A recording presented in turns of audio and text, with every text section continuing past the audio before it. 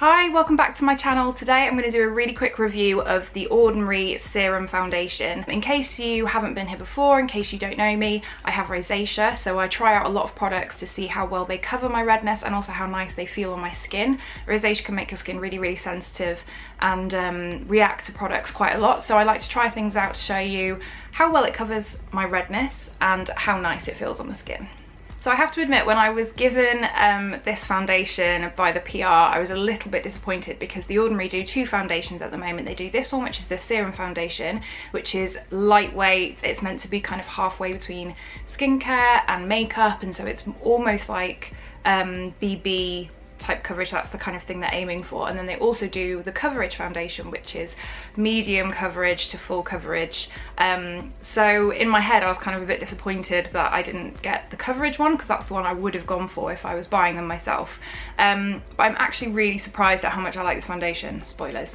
If you follow me on Instagram, I did a really quick kind of first impressions video where I tried it out just on one half of my face and showed everybody, and it really surprised me. So I said on Instagram stories that I would come onto YouTube and do a more in-depth review so that I could show you in HD and show you the finish and all that kind of stuff. So if you're interested in seeing how well the Ordinary Serum Foundation covers up all of this, then keep watching. So when I tried it out on Instagram stories, I used a beauty blender because that's how I always apply my makeup. And a lot of people got in touch with me and said that when they tried it, that it was just nowhere near as good coverage. What am I trying to say? As good coverage as the photos that I put on Instagram stories. I think that the application technique actually really differs. So today I'm going to do it with a beauty blender to show you the difference in the coverage, and then I'm also going to try it applying it with my fingers, which I really don't like doing, and then also with a brush so that you can see the different ways that the technique can actually differ in the formula and the finish. So I've put one pump on the back of my hand. It's really fluidy. I don't know if you can see that there. It comes out quite forcefully, and so if you are only wanting a tiny bit of it, I'd recommend unscrewing the top and just kind of dabbing it on the back of your hand rather than pumping, because the pump can be a little bit intense. I'm just going to apply it to this side of my face so that you can compare the two.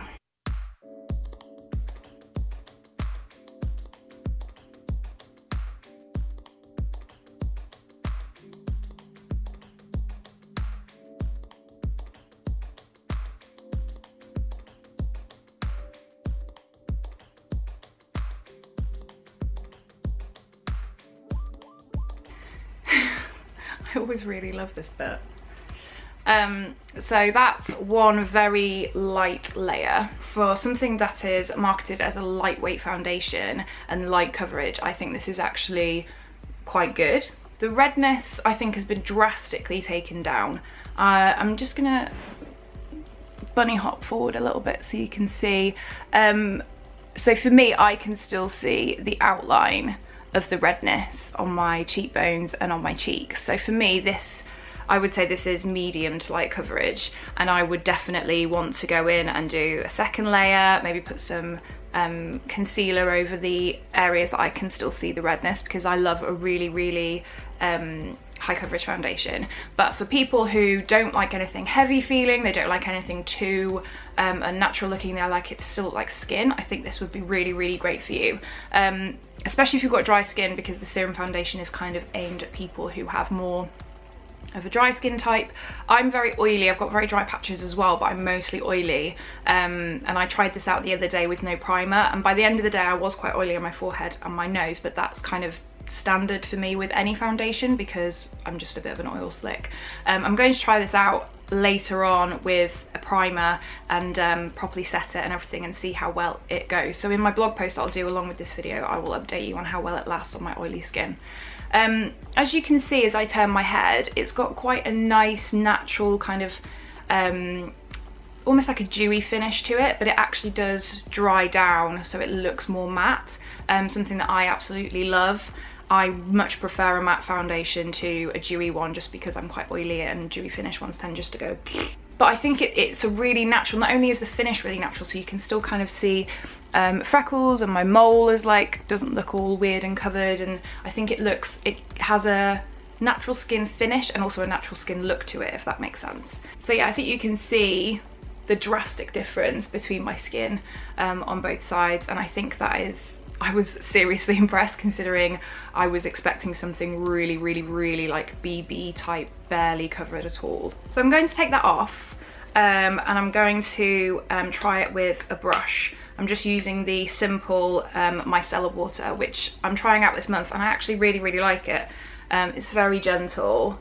I really recommend micellar waters if your skin gets really angry if you do a proper cleanse. It's just really, really lovely to put it on a cotton pad and just swipe it across.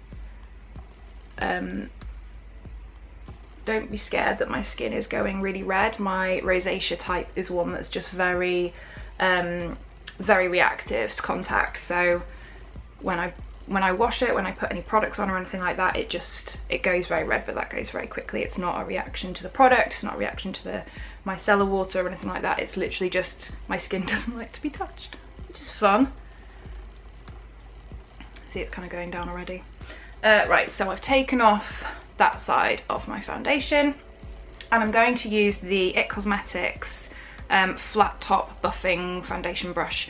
I used to only use brushes to apply my foundation. I found that they gave a great finish until I discovered the Beauty Blender, and then I was just a complete convert.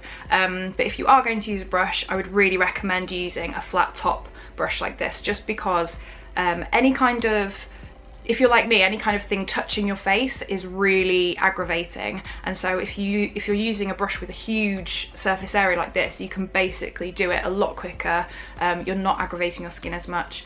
I would say that if you have dry skin, or if you have rosacea type 2, which is kind of bumpy, brushes can be quite aggravating just because you're swirling and you're kind of lifting, especially the dry skin, you're lifting up those flakes of skin, and it just makes it look a lot more flaky than it actually is. So beauty blenders I would definitely recommend if you have dry skin, because you're just kind of bouncing it on the face, you're not dislodging anything. But if you really don't like beauty blenders, or if you're a complete convert of brushes, I really recommend this one, it's great. So I'm just going to pump some more in the back of my hand, get some on the brush.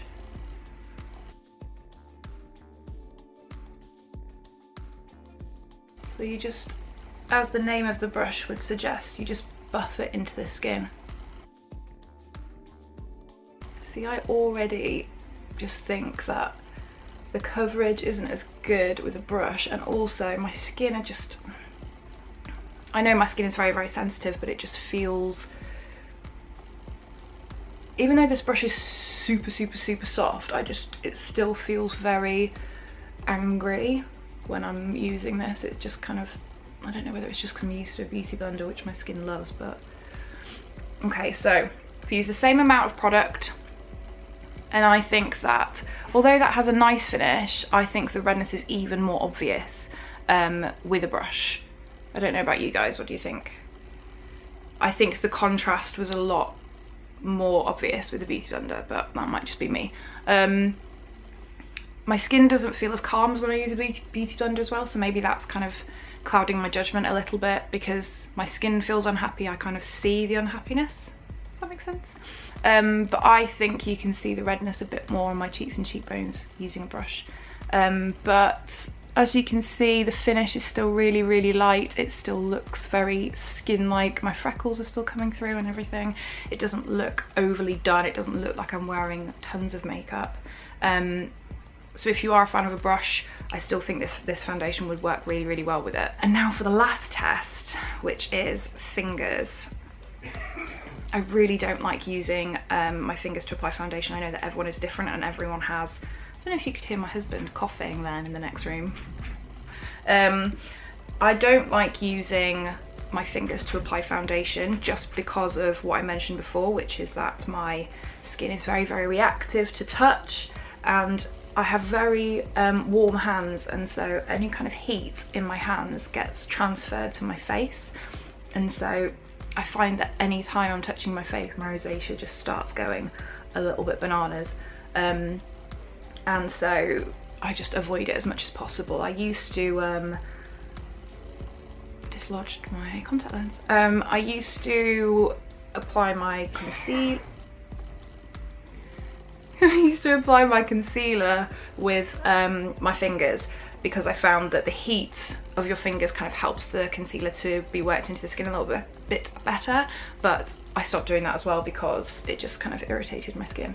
But you know, for you guys, because I know some people out there prefer using their skin, they prefer to use their hands to apply foundation, so I thought I would give it a go and see if that changes the finish of the foundation.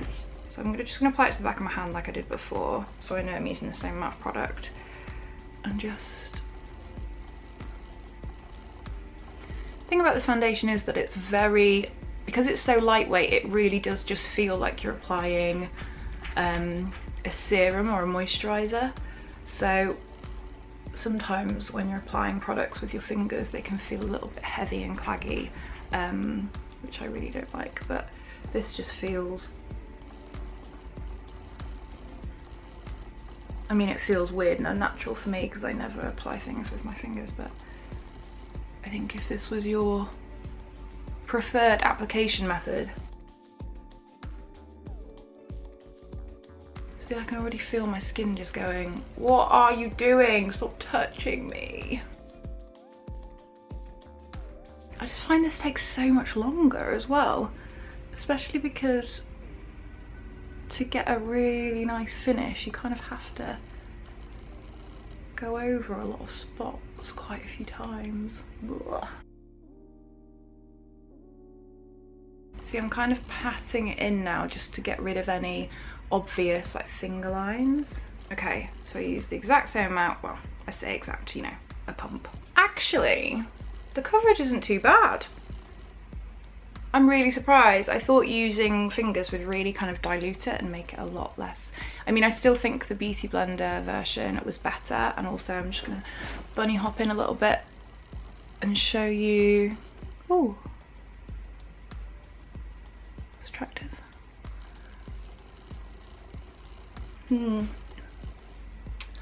Well, I've been proved wrong. I thought there would be a drastic difference between the Beauty Blender and the fingers and the brush. I do think the Beauty Blender has better coverage in less time and it has a nicer finish. And I think the less time that I am touching my face or aggravating my face, the better for me, just because my rosacea really, really hates me touching my skin. I'm actually really glad that I did this experiment because I always thought there was a drastic difference in the coverage when you use Beauty Blender over a brush or your fingers. I think this kind of proves me wrong. I think if it was a more high coverage foundation, you would find it more difficult to apply it with your fingers, just because it's going to be more obvious when you miss a bit. Sorry, the lighting's gone really, really, really weird. Suddenly, the sun suddenly come out for absolutely, you know, like the first time in a billion years. But the whole point of this video was to show you, kind of introduce you to the Ordinary Serum Foundation. If you were kind of overlooking it because you like a really, really high coverage foundation and you thought that a serum foundation was not for you, I would definitely give it a go. I think they're now in House of Fraser stores. There's one on Oxford Street that definitely has it, and they've also just opened one in Glasgow, I think. So if you are near to any of those, I will try and find out if there's any other actual in-store stores. Shush. I will put it in the description bar below and in the blog post that I'm doing to go along with this, because I really think you should go along. There's also, I think there's 30 colours in the foundation range. Well, this is 1.1p, I think. And I think it's slightly too light for me. I think it'll be perfect once we get fully into winter. But they've got pink undertones, neutral undertones, and yellow undertones. So it's a really good idea to go in and actually try them out for yourself, and also then you'll be able to try the coverage versus the serum foundations and see which one works best for you. Don't write off the serum foundation just because you're like me and you're a really high coverage kind of person, because I think as well, this is one coat, one layer, so I think especially using a beauty blender you can layer really, really well. I think using fingers or a brush it's harder to layer a foundation because you're kind of swirling the product off that you've already put on, or you're kind of just smudging it away. So if you're like me and you do tend to layer products, especially like concealer on top of foundation, then Beauty Blender is definitely the way to go. This video is turning into a bit of an ode to beauty blenders, I'm sorry. I'm just really passionate about beauty blenders. So In summary, Ordinary Serum Foundation, massive surprise to me. It's such a natural, gorgeous finish that it's kind of inspiring me to try and pare back my makeup a little bit. Maybe I don't need super high coverage every single day. Maybe something a little bit more natural looking like this is the way to go for me. I'm going to also get the coverage foundation and try it out, because I think it would be great to have a comparison of the two, just to see, because if this is considered light coverage, then I'm really excited to see what the coverage foundation would be like. So let me know in the comments below if you'd like to see another video like this one with the coverage foundation. Let me know as well if you found it helpful for me to do the Beauty Blender brush fingers comparison, and whether I should try and do that from now on. I'm always interested in hearing what's helpful for you guys, because I know some people don't always apply things the same way that I do. Please subscribe if you haven't, and go and check my blog post out, will be linked below, and also go and follow me on Instagram, because I often do these kind of first impression videos and show you new things that I've got in on Instagram stories. So if you want to keep up with the kind of behind the scenes and new things I'm trying before I finally manage to get them on YouTube, then that's the place to see them. Okay, thanks very much for watching. Bye!